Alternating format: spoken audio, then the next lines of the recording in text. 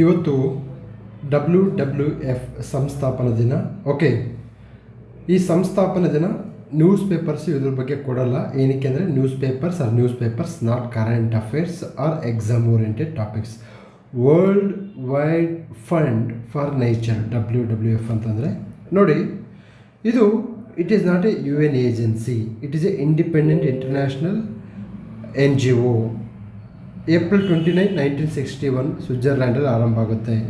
So logo ಗಿಯಾಂಟ್ panda, ಇಲ್ಲಿ ಗಿಯಾಂಟ್ panda ಇದೆ. Okay, ಏನಪ್ಪ ಇದರ mission? To stop degradation of the planet's natural environment, ಅಂದರೆ ನೈಸರ್ಗಿಕವಾದಂತಹ ಒಂದು ಪರಿಸರವನ್ನು ಹಾಳು ಮಾಡದಂತೆ ಕಾಪಾಡುವುದು. Okay, funding primary voluntary contribution from individuals and organisations, ವ್ಯಕ್ತಿಗಳಿಂದ ಮತ್ತು ಸಂಘಟನೆಗಳಿಂದ ದುಡ್ಡು. ಓಕೆ, ನಂತರದಲ್ಲಿ ನಮಗೆ ಲಿವಿಂಗ್ ಪ್ಲಾನೆಟ್ ರಿಪೋರ್ಟ್ 2024 ಈ ರಿಪೋರ್ಟನ್ನು ರಿಲೀಸ್ ಮಾಡುತ್ತೆ. ಈ ರಿಪೋರ್ಟ್ ಒಳಗಡೆ ಓದಬೇಡಿ, ರಿಪೋರ್ಟ್ ಮಾತ್ರ, ಯಾವ ರಿಪೋರ್ಟ್ ಅನ್ನೋದ್ರ ಮಾತ್ರ ನೆನ್ಪಿಟ್ಕೊಳ್ಳಿ. ಓಕೆ, ತದನಂತರದಲ್ಲಿ ಇದು ಪ್ರತಿ 2 ವರ್ಷಕ್ಕೊಮ್ಮೆ ರಿಲೀಸ್ ಮಾಡುತ್ತೆ, ಎವ್ರಿ 2 years. ಓಕೆ, ತದನಂತರದಲ್ಲಿ ಡಿಕ್ಲೈನ್ ಬೈ ಎಕೋಸಿಸ್ಟಮ್, ಇದು ಅವಶ್ಯಕತೆ ಇಲ್ಲ. Okay, earth hour, this is HOIT, this is high yielding topic, ಇದು ಎಕ್ಸಾಮ್ಸಿಗೆ ಬರುತ್ತೆ.